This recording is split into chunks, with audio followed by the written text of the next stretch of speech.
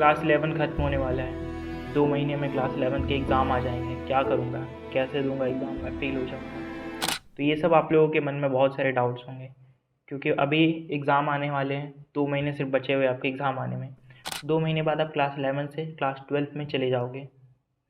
अभी बेसिकली 3 तरह के स्टूडेंट होंगे। चलिए मैं आपको बता देता हूँ। अभी बेसिकली 3 टाइप्स ऑफ स्टूडेंट्स होंगे।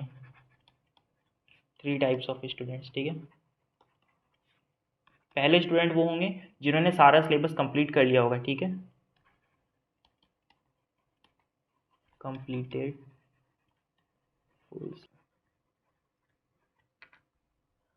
पहले वे स्टूडेंट होंगे जिन्होंने पूरा सिलेबस खत्म कर दिया होगा।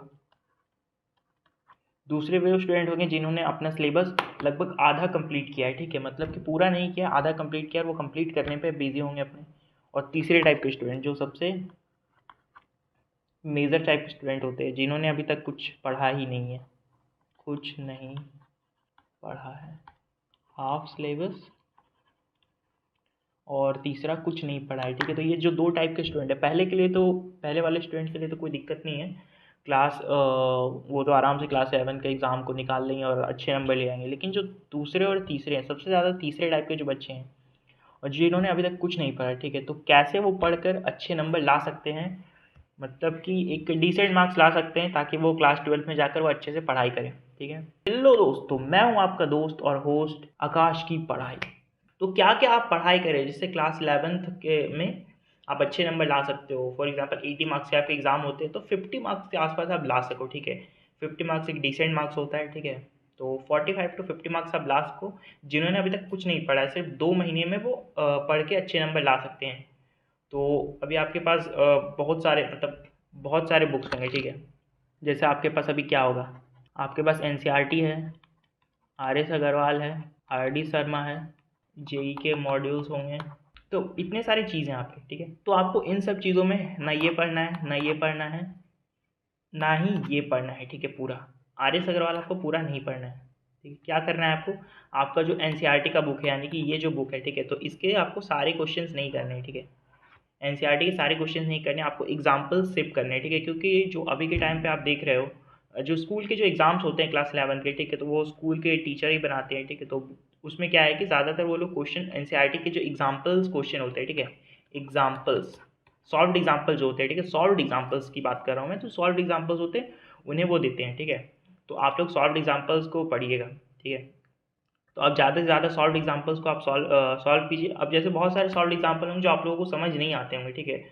तो उसके लिए क्या कर सकते हो आप, मेरे चैनल पे जाइए। मैंने बहुत ही अच्छे तरीके से सॉल्व एग्जाम्पल को एक्सप्लेन करके बताया है, ठीक है। तो वहाँ से बहुत सारे बच्चे पढ़े हैं, आप कमेंट्स भी देख सकते होगे जाके, ठीक है। तो उसे आप पढ़ें और वहाँ से पढ़ के आप क्लास 11 की प्रिपरेशन कर सकते हो, ठीक है। तो वहाँ पर मैंने बेसिकली 4 से 5 चैप्टर ही पढ़ाए हैं, ठीक है। तो वहाँ पर जो जो इंपॉर्टेंट चैप्टर्स हैं वो जाकर आप पढ़ सकते हैं। तो अब बात करते हैं कि इंपॉर्टेंट चैप्टर्स कौन कौन से। तो सबसे पहले मार्क्स डिस्ट्रीब्यूशन हम लोग देख लेते हैं आपके क्लास 11 के सिलेबस में कैसा मार्क डिस्ट्रीब्यूशन है, ठीक है। जो क्लास 11 का आपका सिलेबस है, ठीक है, वो बेसिकली 5 पार्ट में बटा हुआ है।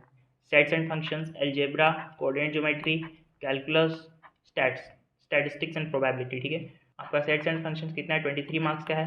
अलजेब्रा 25 मार्क्स का है। कोऑर्डिनेट ज्योमेट्री 12 मार्क्स का है। कैलकुलस 8 मार्क्स का है। स्टैटिस्टिक्स 12 मार्क्स का है। तो ये टोटल जोड़ने के बाद आपको कितने हो जाते हैं, ये आपके टोटल 80 मार्क्स के हो जाते हैं, ठीक है। तो जो बच रहे हैं ये 20 मार्क्स, तो ये आपके स्कूल के नंबर है, तो वो स्कूल वाले आपके डिसाइड करेंगे, ठीक है।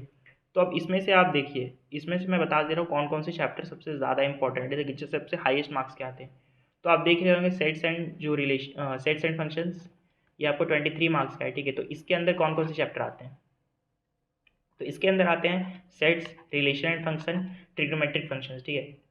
तो सेट्स में सबसे ज़्यादा इंपॉर्टेंट चैप्टर होता है ट्रिग्नोमेट्री, ठीक है। ये मोस्ट इंपॉर्टेंट चैप्टर है, मोस्ट इंपॉर्टेंट चैप्टर। आप बोलोगे आप कैसे मोस्ट इंपॉर्टेंट चैप्टर है, क्योंकि जो ट्रिग्नोमेट्रिक फंक्शंस है ना, ये आपका क्लास 11 के मैथमेटिक्स का बेस है। अगर आप क्लास ट्रिग्नोमेट्रिक फंक्शन अच्छे से नहीं पढ़ोगे ना, तो आपके जो आगे के जितने भी चैप्टर्स हैं ना, वो आपसे सॉल्व नहीं होंगे। सबसे इंपॉर्टेंट चैप्टर जो आपका ये कैलकुलस है, ठीक है, कैलकुलस, इसको आप सॉल्व नहीं कर पाओगे बिना ट्रिग्नोमेट्रिक फंक्शंस के। तो ट्रिग्नोमेट्रिक फंक्शंस आपको जानना बहुत ज़रूरी है। तो ट्रिग्नोमेट्रिक फंक्शंस के सारे सॉल्व एग्जाम्पल आप कर लीजिएगा। आपके टाइम, मेरे टाइम पे लगभग 29 सॉल्व एग्जाम्पल थे, बट आपके टाइम पे शायद 20 या 22 एग्जाम्पल्स है। तो आप अपने अकॉर्डिंग देख लीजिएगा कौन से एग्जाम्पल्स आपके डिलीट हो चुके हैं और नहीं हुए। अगर आपको पता है कि कौन से एग्जाम्पल्स डिलीट हुए हैं, फिर कौन कौन से टॉपिक्स डिलीट हुए हैं, तो आप उस अकॉर्डिंग पढ़िए। अगर नहीं पता है आपको तो आप कमेंट कर दीजिएगा, मैं बता दूंगा कौन कौन से चैप्टर्स डिलीट हो चुके हैं, या कौन कौन से टॉपिक्स, कौन कौन से क्वेश्चंस, एक्सरसाइज, जितने भी सारी चीज़ें मैं आपको एक वीडियो में अच्छे से बता दूंगा। आप कमेंट कर दीजिएगा, ठीक है। कमेंट कर दीजिए या फिर 50 लाइक कर दीजिए आप लोग, ठीक है। तो मैं बता दूंगा। तो मैंने बहुत पहले भी डाला था, ठीक है, एक बार वीडियो शायद 3 साल पहले मैंने डाला था, ठीक है। तो उसमें बहुत अच्छे मतलब रिस्पॉन्स आया था आप लोगों के, क्योंकि बहुत सारे स्टूडेंट्स को फ़ायदा हुआ था उनसे। तो चलिए आगे बढ़ते हैं। ट्रिग्नोमेट्रिक फंक्शंस हो गए, ठीक है। दूसरा आपका एलजेब्रा। एलजेब्रा में पीएमआई तो आपका हट चुका है, ठीक है, तो ये नहीं है आपका। कॉम्प्लेक्स नंबर, क्वाड्रेटिक इक्वेशंस है इंपॉर्टेंट, बट उतना इंपॉर्टेंट नहीं है, ठीक है। परम्यूटेशन और सीक्वेंस एंड सीरीज, ये दो चैप्टर जो है ना एलजेब्रा में, ये दो इंपॉर्टेंट चैप्टर है, ठीक है। चलिए सेट्स एंड फंक्शंस में एक ये सेट्स भी आपका इंपॉर्टेंट चैप्टर है, लेकिन सबसे ज़्यादा इंपॉर्टेंट चैप्टर आपका ट्रिग्नोमेट्रिक फंक्शंस है, ठीक है। ट्रिग्नोमेट्रिक फंक्शंस इससे पढ़िएगा, सेट्स भी थोड़ा पढ़ लीजिएगा, ठीक है। रिलेशन फंक्शंस पढ़ पाओगे तो ठीक है, ठीक है। इन सब के आपको सॉल्व एग्जाम्पल्स करने हैं, ठीक है। क्या करने हैं आपको? सॉल्व एग्जाम्पल्स करने हैं, आपको सॉल्व एग्जाम्पल्स इन सब के करने हैं, ठीक है। इसमें मैंने बता दिया permutation and combinations, coordinate geometry, ठीक है।